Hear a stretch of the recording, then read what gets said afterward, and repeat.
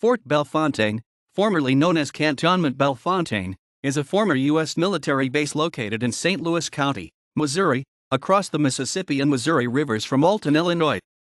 The fort was the first U.S. military installation west of the Mississippi, in the newly acquired Louisiana Territory, and served as a starting point for many expeditions to the American West. Located on the south bank of the Missouri River, in present-day Missouri, Fort Belle Fontaine was first a Spanish military post. After the Louisiana Purchase, by a treaty made between the United States government, signed by William H. Harrison and representatives of the Native American Sac and Fox tribes, on November 3, 1804, the fort became a fur trading post of the United States government. Rudolph Tiller served as factor and Colonel Thomas Hunt served as the military commander. The trading post was discontinued after 1808, and from 1809 to 1826 the facility served as a United States military fort.